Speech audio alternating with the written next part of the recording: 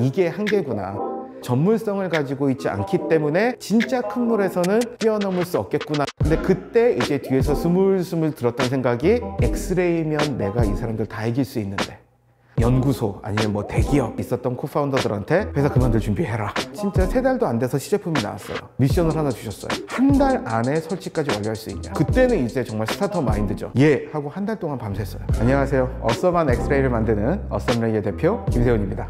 저희는 차세대 엑스레이 광원을 개발을 했고요. 그걸 이용한 첫 번째 어플리케이션으로 건물 내 미세먼지와 바이러스를 모두 잡는 스마트 공기정화 장치를 만들어서 판매하고 있습니다. 일반적으로 바이러스를 30분 안에 74.5% 줄어든다는 저감 효율 데이터도 저희가 얻게 되었습니다. 저희 회사가 이번에 그린 뉴딜 유망 기업 1호로 선정이 됐는데, 기술을 가진 환경 기업을 키우겠다. 전 세계적인 흐름이 있고 거기에 아주 중요한 한 축이 실내 환기예요. 그리고 공기질, 모든 사람들에게 안전한 공기질을 제공하는 것을 목표로 하고 있습니다.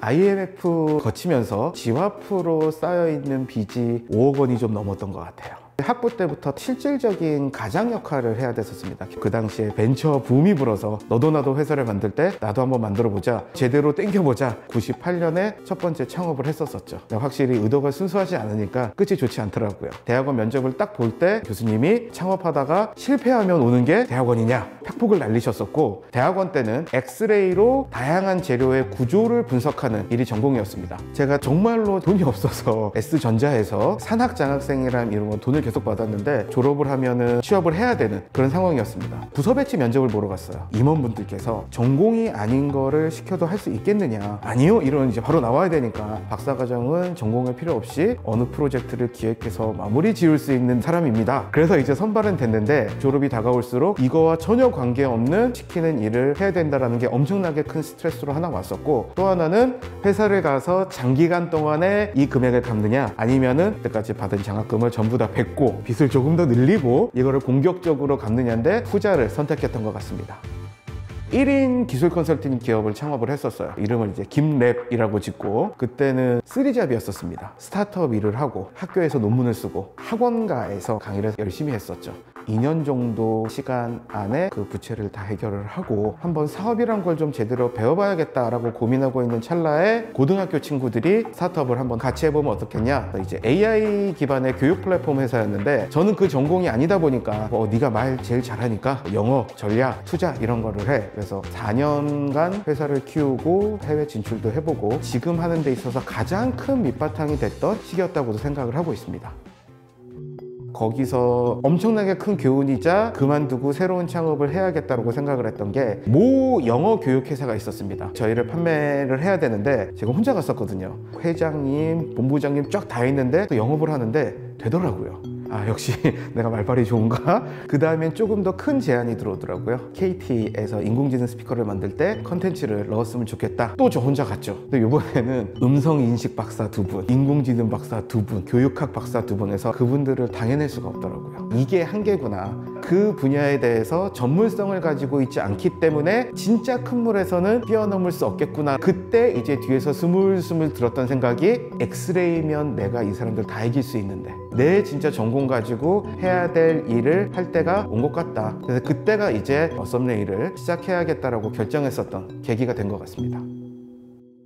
그냥 막연하게 새로운 아이템을 해야지 라고 한 건 아니고, 내가 재료 관련된 이런 회사를 세우게 된다면 라는 고민은 계속 해봤었던 것 같습니다. 그 연구실 선후배들한테 나랑 일하자, 계속 술을 먹였습니다. 밥을 사주고. 그러는 와중에 엑스레이 업계에서 차세대 엑스레이는 CNT야 라는 얘기가 들리기 시작하는 거예요. 그런데 저희 연구실 이름이 탄소 나노 재료 설계 연구실이었거든요. 제가 딱 이러고 봤는데, 엑스레이 하시는 분들은 기계 전자 전공하시는 분들이 대부분인데 패러다임이 소재에서 바뀌니까 이걸 도입을 못 시키시는 거예요. 세상에 재료를 전공한 사람은 있고 엑스레이를 만드는 사람들은 있었는데, 둘 다 전공한 사람이 없었거든요. 한 6개월 동안은 혼자 재료 얻고 테스트해보고 시제품 만든 일을 했어요. 저도 IT 기업을 했으니까 그때는 제조업 사장님들이 제조업이 사업이지 IT가 무슨 사업이냐 이런 말씀을 하시면 꼰대처럼 왜 저러냐 이런 생각 엄청 많이 했었어요. 그런데 제조업을 해보니까 IT가 편한 거였구나. 기기 개발을 하면서 느꼈던 게, 머리 좋은 애들만 모이면 아이디어, 논문, 특허는 엄청나게 나오는데 제품이 안 나와요. 기계 깎을 줄 아는 사람이 있어야 되고 진공 뽑을 줄 아는 사람이 있어야 되거든요. 그 부분을 영입하려고 처음부터 엄청 노력을 했어요.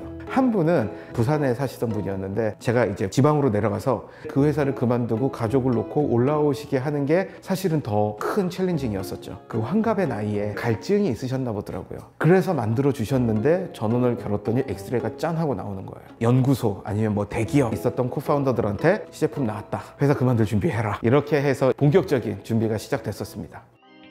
업계에서는 불을 켰다고 표현을 하거든요. 시제품을 처음 만들고 그래서 이거를 어디다 쓸 건데 할 수 있는 시장을 다 깔아놓고 기술 장벽, 실현 가능성, 시장 분석을 했어요. 처음에 미세먼지는 생각이 없었습니다. 정전기 제거하는 장치를 만들었었는데 팔아야 되는 대상이 삼성전자나 하이닉스 같은 대기업이더라고요. 근데 거기는 보통 일단 기계 넣어라, 1년 기다려봐라 하니까 이건 도저히 스타트업이 접근할 문제가 아니더라고요. 그런데 그 기계의 핵심 원리는 공기 중에 있는 입자를 광을 쪼여가지고 이온화시키는 거니까 오염 물질에다가 쏘면 잡히지 않겠냐? 모기향을 피워가지고 미세먼지 잡는 테스트를 했었습니다. 그런데 그게 엄청 잘 잡히더라고요. 바깥에 보면 미세먼지를 센싱하는 회사들은 많아요. 없애는 회사들이 많이 없고 대부분은 필터였었습니다. 근데 저희가 마스크를 쓰면 숨쉬기 힘든 것처럼 건물 공조장치에는 필터를 쓰면 미세먼지가 차단이 되는데 공기도 안 들어옵니다. 근데 저희는 공기의 흐름을 유지하면서 잡을 수 있는 기술이기에 건물 쪽으로 뚫어보면 되겠다. 그때 이제 저희가 미디어에 조금씩 노출이 됐었어요. 저희한테는 되게 은인 같으신 분인데 코트라 전체 건물에 공기청정기 발주를 총괄을 하셨어요. 기존의 공기청정기가 너무 싫으셨던 거예요. 제 인터뷰를 보시고 바로 연락 주셔가지고 한 달 안에 설치까지 완료할 수 있냐. 그때는 이제 정말 스타트업 마인드죠. 예 하고 한 달 동안 밤샜어요. 그날 완성해서 들고 가서 설치를 한 거예요. 이게 진짜 건물에 넣어서 될까? 그건 저희도 되게 궁금했거든요. 진짜 미세먼지 수치가 뚝 떨어지는 거예요. 설치 한 층하고 설치 안 한 층하고 너무나 차이가 명확하게 나고, 아 이거 너무 멋지다.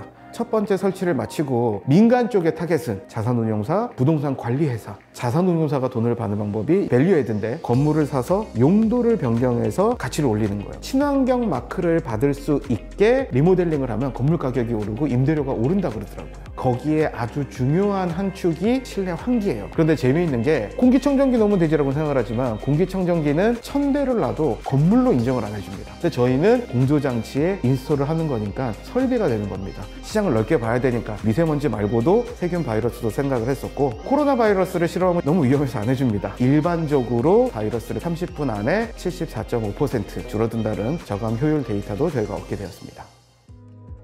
기술을 가지고 아이템까지는 갈 수 있습니다. 그런데 그거를 BM으로 가려면 기술만 준비해서는 안 됩니다.